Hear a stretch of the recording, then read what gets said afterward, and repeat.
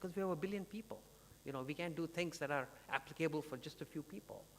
And that necessity and the market exists right here.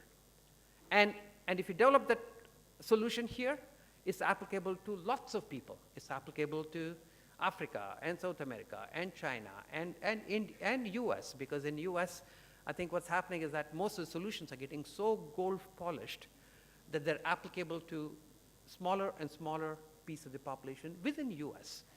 And so I think if India can start thinking a little bit more innovatively in terms of applying all these new nanotechnologies and the semiconductor and electronics and so on to all these new emerging things and start making things so that they address the market locally here and then go global, I think it's a fantastic opportunity.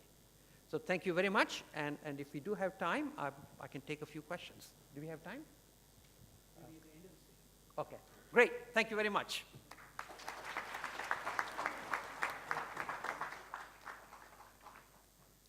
A keynote address there by Mr. Gururaj Deshpande, President and Chairman, Sparta Group.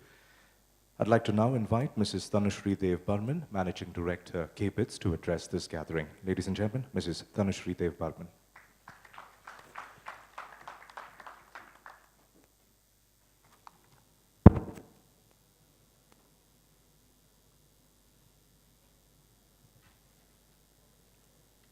I'd request somebody to put up the slide, please. I still remember the date. It was 7th of May, 2014. It was the second last phase of elections, general elections, the parliament elections. And in a small, tiny district of a northeast state, sat the district collector, very satisfied with the conduct of a successful election, and also looking forward to an end of tenure in the northeast state, which happens to be her home state as well. Very satisfied with her tenure there, and waiting for an end of era where she would then shift to Bangalore for her 3-year deputation, which she was eagerly waiting to join her family there. Around 4 p.m., she got a call from Secretary, Government of Karnataka IT Department, and was offered the job of Director IT and BT, Government of Karnataka.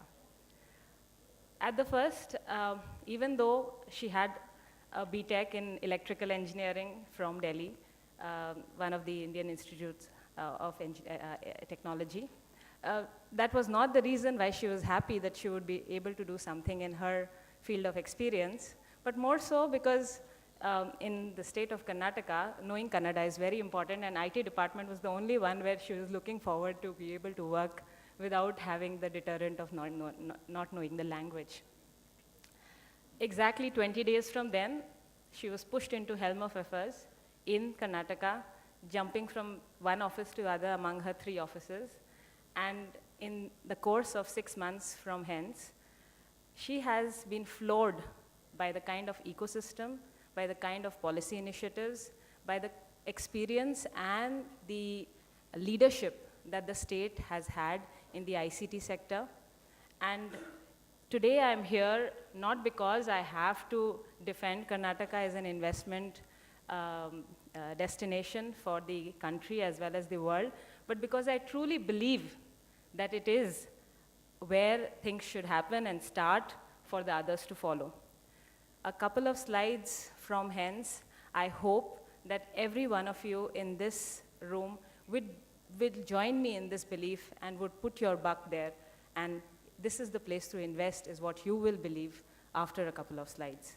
Ladies and gentlemen, Honorable Chief Minister, Chhattisgarh, members on the dais, friends from the media, today I'm here to defend my state where I work, and I hope that I'll be able to convince you as much as I am.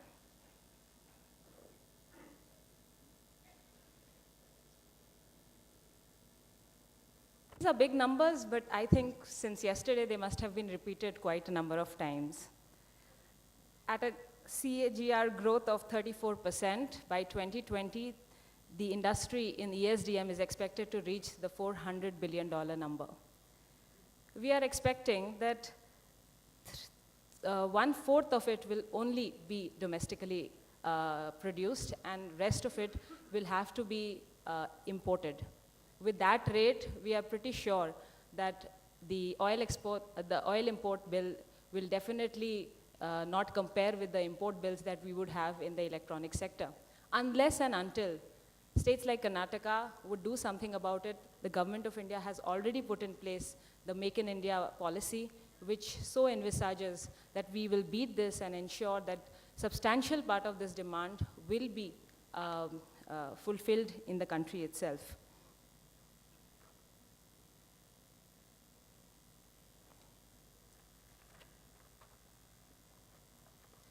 We're talking about $29 billion in ICT revenues. Karnataka is the second largest hub in the world in technology sector. There are 85 semiconductor design companies here situated in Bangalore itself. There are $2.8 billion of net revenues in ESDM sector alone. There is 70% of the chip designers situated right here in Bangalore, second largest chip design hub in the world outside the Bay Area. 400 of the Fortune 500 companies have their headquarters here in Bangalore. 45% of the Indian investment is happening in Karnataka, and 1/3 of the software exports of the country are happening from Karnataka. We are talking about leadership in revenues, we are talking about leadership in investments, and leadership in the employment sector. Karnataka has set the stage for other states to compete with in terms of revenue, in terms of investments, as well as employment. We are right there, and I'm hoping that we would continue to maintain the lead and show the growth story to the entire nation.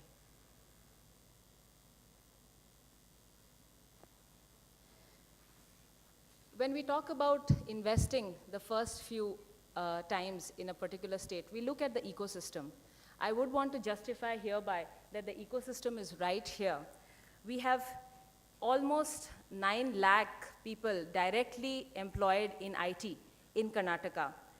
Almost 1 lakh of them are directly invested in research. 25 million indirect jobs are being created in Karnataka as of now, and 5 lakh employees are directly invested in IT and ICT sector. 3,500 tech companies are as of now registered in Karnataka. There are 80,000 engineering graduates added annually, and 50,000 PhDs presently working in Karnataka. You have 194 engineering colleges and 22 universities presently in Karnataka, and 361 of the R&D hubs, which I'm told is almost 3/4 of the R&D institutes in the country, are located right here in Karnataka. What else do I need to tell you when you have to talk about the ecosystem and the nitty-gritties for setting up shop right here? We have a proactive business policy environment. One of the first states to set up the ESDM policy, the IT policy, and the biotech policy. We talk about the main objectives of an investment framework. We'll talk about invest, innovate, build, and sell. All the components of these 4 pillars are constituted in our policy presently. Whether we talk about investing, whether we talk about innovating, whether we talk about building or selling. We talk about the ease of doing business. I'll be explaining in detail how we are facilitating that in Karnataka. We talk about setting up the innovation hub in Bangalore. Yesterday, my minister very clearly said that we are not competing with anybody else but the Silicon Valley itself, and I'm sure that we'll be beating them very soon. We are talking about building 7 electronic manufacturing clusters here in Karnataka. 2 of them have already gotten in principle approval from the DATI, and we are very soon to be rolling out them. And in selling also, the disability report that ISA has been taking it out in the last couple of years. We are closely following that and ensuring that the policy initiatives are in place to make Karnataka ESDM companies face the international market as well as the domestic market and help them overcome these disabilities. The Karnataka ICT group was formed in 2013 under the leadership of Mr. Mohandas Pai as well as Mr. B.V. Naidu, and they set up the policy framework for us to ensure that the next ESDM policy in place addresses all the issues. It was clearly defined that the $56 billion industry, which will happen right from Karnataka, 16 billion being the 20% share of the 80 billion export target for the country, and 10% of the revenues from domestic production would be the target for Karnataka. Here it is a clear indication that we are not over ambitious in trying to capture the entire market. It's just 10% of the domestic market and 20% of the exports. And we are happy with that if we'll be able to reach that. So there is enough space and enough leeway for other states to compete as well. But within this also, we are expecting 3 lakh employment generation by 2020 in ESDM sector alone. So it's pretty clear that our hearts and minds are in the right place, and a lot of thought has been put into this policy. When we are talking about investment, Karnataka state is the only state which has segregated its single window clearance system from the other single window clearance for the other industry. We have a independent single window clearance system starting last year for IT and ITES and ICT sector. We have the largest number of STPs units in the country. We have one of the 2 ITRs that have been approved by the government of India, and it'll be a 10,000 acre space in Devanahalli near the airport with world-class infrastructure to set up the IT and ITES industry. We're talking about capital subsidies up to 10% or up to 5 crores of annual investment, especially giving incentive to the greenfield anchor units, ensuring that the government of India policy is also in line, ensuring that 20% capital subsidy is for SEZ and 25% is for non-SEZ units, and our subsidies are over and above the government of India subsidies that are being provided. We are talking about the R&D subsidy of 1 crore in R&D investment, up to the 20% limit of the actual investment made by the company, and ensuring that it's up to 2% of the revenues. We are going to soon remove the cap of 2% of revenues so as to ensure that even the startup companies can compete, and the 2%, because startup companies don't even start making revenues in that area, and we will ensure that even the startup companies can get reimbursement under the R&D incentives.